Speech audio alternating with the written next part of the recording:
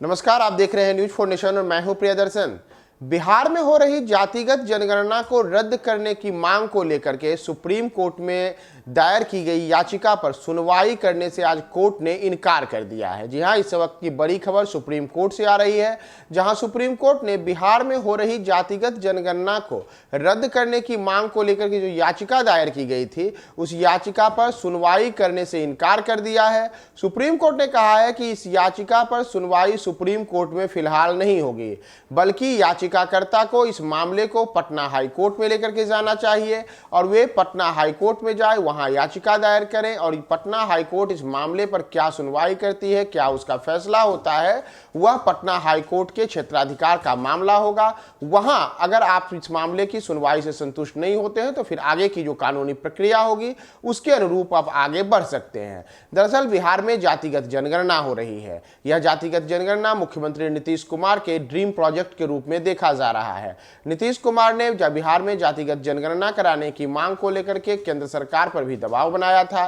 बिहार में जो मौजूदा सरकार है उसमें नीतीश कुमार और लालू यादव की पार्टी राजद, इन दोनों की ओर से लंबे अरसे से बिहार में जातिगत जनगणना कराने की मांग की जा रही थी। जब केंद्र सरकार ने जातिगत जनगणना कराने की मांग को सिरे से खारिज कर दिया, तब नीतीश सरकार ने अपने बलबूते बिहार में जातिगत जनगणना कराने की प्रक्रिया शुरू की।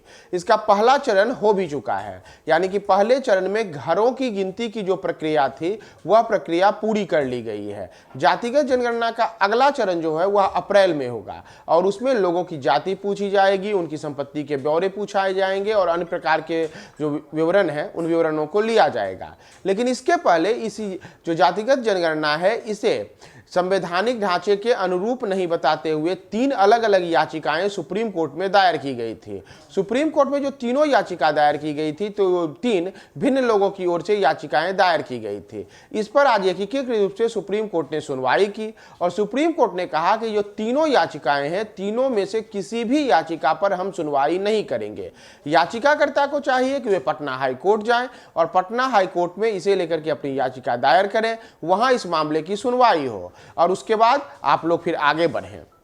दरअसल नीतीश कुमार ने जो बिहार में जातिगत जनगणना हो रही है, इसे बिहार में विकास योजनाओं को जो लाभुक वर्ग है उसे सही तरीके से पहुंचाने के लिए एक बेहतर डाटा जारी हासिल करने के मकसद से कराने का निर्णय लिया है। लेकिन नीतीश सरकार के निर्णय को राज्य के कई लोग मानते हैं और जो विशेषकर याचिकाकर्ता हैं उनका कहना है कि यह पूरी तरीके से संवैधानिक ढांचे के अनुरूप नहीं है और यह केवल और केवल बिहार के लोगों के साथ छल किया जा रहा है और लोगों को जाति के नाम पर बांटने के लिए इस प्रकार की जातिगत जनगणना नीतीश सरकार करा रही है। इसीलिए नीतीश सरकार का यह जातिगत जनगणना कराने का फैसला संवैधानिक नहीं है और इसे रद्द किया जाना चाहिए। सुप्रीम कोर्ट में इसी को लेकर के याचिका भी दायर की गई थी, लेकिन सुप्रीम कोर्ट ने आज अपने फैसले में साफ तौर पर कहा कि हम जातिगत जनगणना पर कोई सुनवाई नहीं करेंगे, आप अपनी याचिका को पटना हाई कोर्ट में लेकर के जाएं।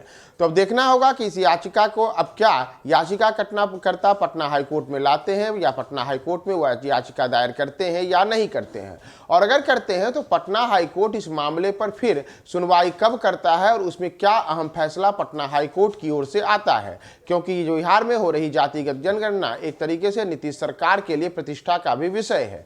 तो देखना होगा कि पटना हाई कोर्ट में जब याचिका दायर होती है तब पटना हाई कोर्ट इस मामले में क्या फैसला सुनाता है। लेकिन फिलहाल सबसे बड़ी रिपोर्ट कि सुप्रीम कोर्ट ने जातिगत जनगणना पर सुनवाई करने से इनकार कर दिया है। आगे तमाम अपडेट्स के लिए आप हमारे साथ बने रहे न्यूज 4 नेशन पे।